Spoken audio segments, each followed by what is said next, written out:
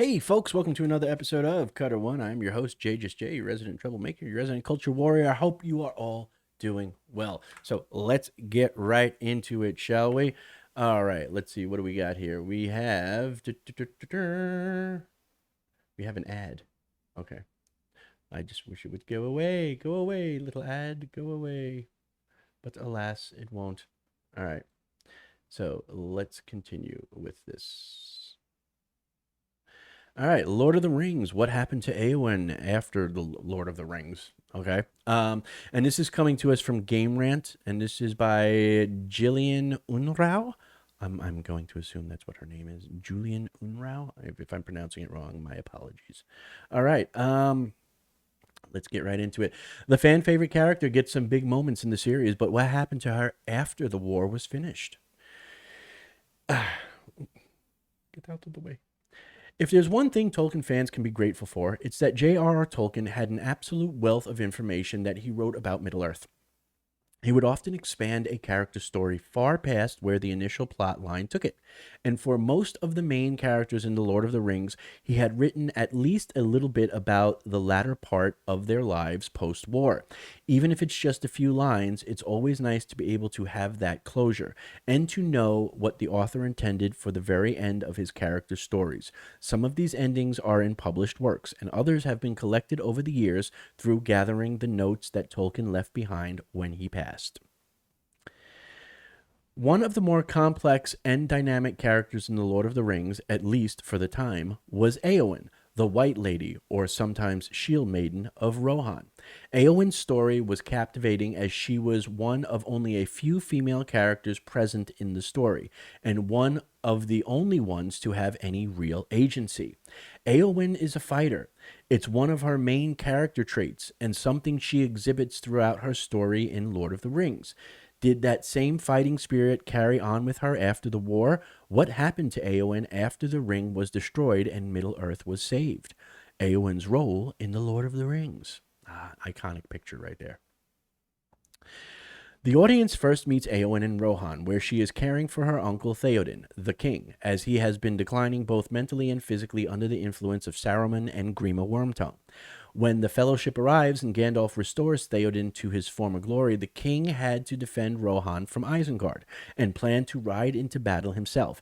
Eowyn was left to lead the nation in his stead, as she was brave and beloved by the people. She led the people of Edoras to the White Mountains, where they took shelter.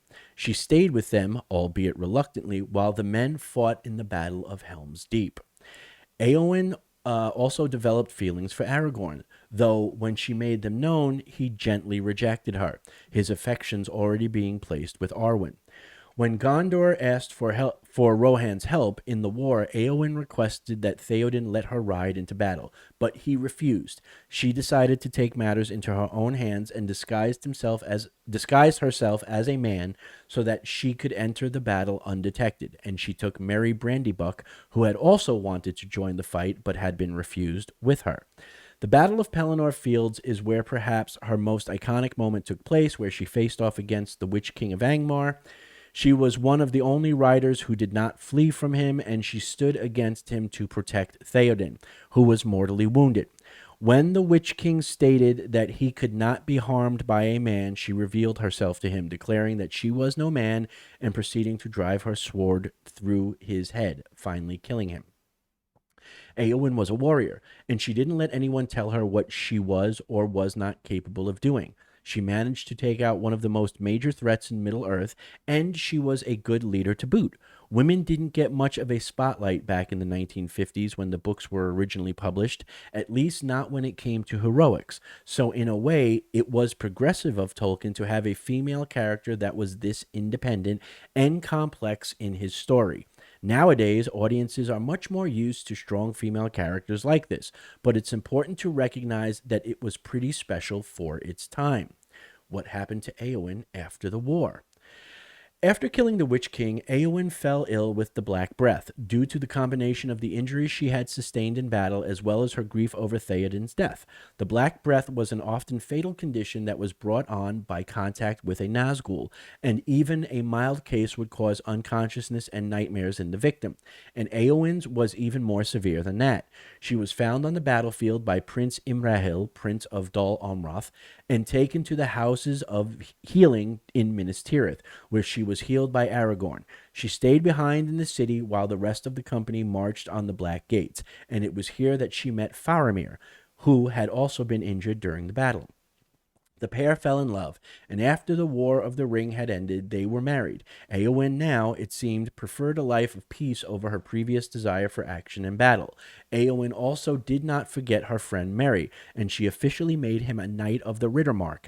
He attended Theoden's funeral and Eomir's coronation as King of Rohan, where Eowyn presented him with the Horn of Rohan, a silver horn taken from the hoard of Scatha the dragon. Faramir and Eowyn eventually settled in Ithilien, where they had at least one child, a son named Elberon, is the only one recorded, and eventually a grandson, Barahir, who wrote the tale of Aragorn and Arwen in the Fourth Age. Eowyn's death date is not recorded anywhere. All right, interesting take. See, one of the things that I often take umbrage with when I see articles like this, right?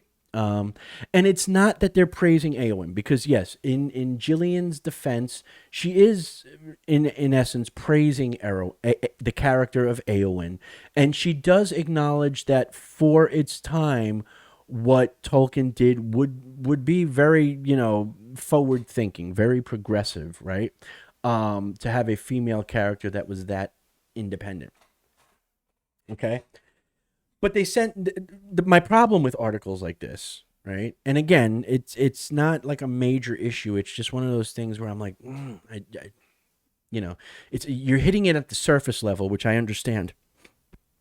Excuse me. And that's fine. There's nothing wrong with that. And I agree with a lot of what Gillian is saying in this article. However, there's I think more to it, and it's that deeper level of understanding when it comes to Tolkien and the things that he was writing, that I feel often get lost, and it frustrates the heck out of me a lot of times, because I think that that's where the real meat of the story lies, right? So in regards to this, she tosses around saying that she wanted to go she wanted to participate in the Battle of Pelennor, and she goes to Theoden and says to let her ride into battle, and he refuses, right? And then she makes the point also that Merry Brandybuck is also refused. Okay, and on the face of it, while that is correct, right? I'm not disagreeing with the overall correctness of what is being said, because it is correct. They are sort of refused, right? But I think it's not for the reasons that the article would imply, or that most people sort of assume, right? And I think one of the things, and it often gets overlooked, and Peter Jackson put in the film, right, is when Eowyn is talking to Aomir, right? When she's talking to her brother about riding into battle, and she has that whole speech where she says, why is he not allowed to defend the ones he loves the way you're allowed to defend the ones you love, right? And it's in the greater context of her also wanting to go, and join the fight. And Aomir says something, and I think it's at the heart of what's going on, and I think this is often what gets missed. The assumption is that there's this sort of patriarchal, misogynistic overtone, like, no, you're the woman, your job is to stay at the castle, right? And that's not what Tolkien was trying to say, right? And Peter Jackson, to his credit, has Aomir literally put it in a very succinct way, when she says, in reference to Mary, why is it that, you won't allow him to defend and fight for the ones that he loves, and you won't allow me to fight for the ones that I love? And Aomir says in reference to Mary, he goes, it's not the strength of his heart that I question. It's the reach of his arm. Right. And on the face of it, that sounds like, okay, simple thing. You're just saying because he's small and short and stuff like that. But what Aomir's trying to say is the same thing that if she, that Theoden tries to sort of emphasize. And I think it's the real crux of what Tolkien was going with here, was that these aren't patriarchal sort of you're a woman, know your place sort of reasons why they don't let her go to the front and go fight. They're concerned for her. Like, this comes from a good place. We often tend to think in modern society in 2023 that things like this are old-fashioned, outdated. It was all just like women need to know their place, and that's not where it came from. And Aomir's line of, it's not his, the strength of his heart that I doubt, it's the reach of his arm, right? He's literally acknowledging that there are differences between a hobbit and a rider of Rohan, okay? And what he's saying is he doesn't doubt that Mary wants to defend the people that he loves and cares about. And he's not even doubting, his ability to fight. What he's saying is that the physical realities, that there are differences between a man and a hobbit. And a hobbit will always get the short end of that stick. And so what he's saying is, I'm not letting him go fight because I don't think he's worthy or I don't think he's good enough. It's because I don't want anything to happen to him, because the odds are already stacked against him, right? It's more from a place of being protective, right? Now, and the same thing applies to Eowyn. Throughout the entire story, she's not being told, you have to just stay in the kitchen, right? She's being given tasks, okay, that are very, very important and very, very vital. Like particularly when she takes the women and children during the Battle of Helm's Deep, right? She is in essence the last line of defense for those women and children, okay?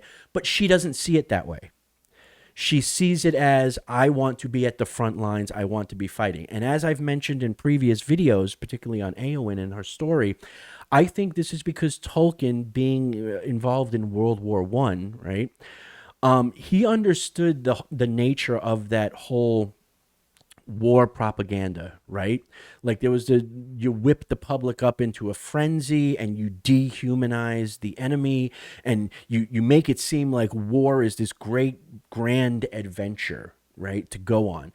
And Tolkien knew this and he experienced this. And like I said, I'm sure he ran into people that said, I wish I could go off to the war with you, because they were thinking it was going to be like a 6-month adventure and that then they'd be home by Christmas, right? And you see this in all the archive video, all the archive footage of the time. They're having parades and like ticker tape parades as they're marching off to war, thinking that by the summer, the boys will be back and it would have been this grand adventure.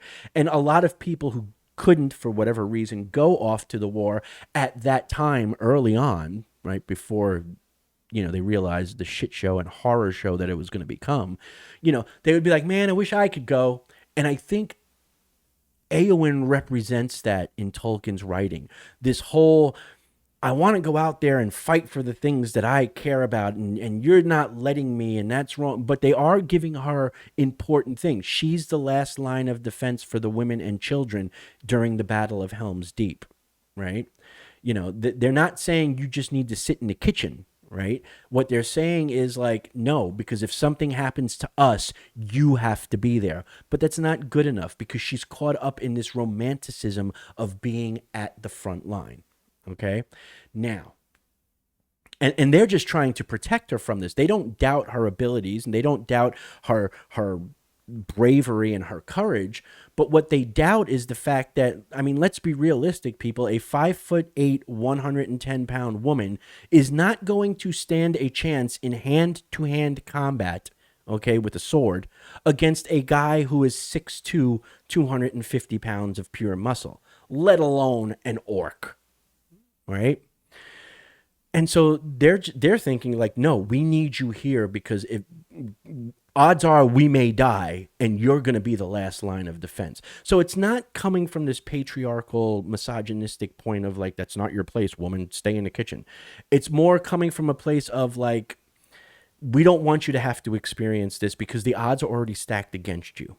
Right. So we're doing this out of a desire to protect you from it. Right now, you can make the argument like somebody, well, I don't need you to protect me. Yeah, it's easy for women in 2023 to say that. But go back to the, anytime, go back to the time before a woman had access to a firearm. And yeah, you need a man to protect you. I'm sorry. That's just the reality of it. There may be outliers, the occasional woman that can handle herself. But by and large, your average 110-pound woman is not going to stand a chance against a 180-pound guy. You're just not. Okay. And if any woman would like to challenge me to a fight, you're more than welcome to try. That's just reality. It's physics. Okay. Now, modern day firearms are the great equalizer because in modern day firearm, a 110-pound woman with, if she's got like a 45 on her, she's definitely on an equal playing field to a guy who's 180 pounds or 220 pounds because that gun is the great equalizer. But I digress. The point being is that, I think Eowyn was caught up in the romanticism of going off to war. And I think that's what she represented to Tolkien. I could be wrong, but that's just always been my interpretation of it, right? And it comes back at the end because as Julian sort of very nonchalantly sort of skips over.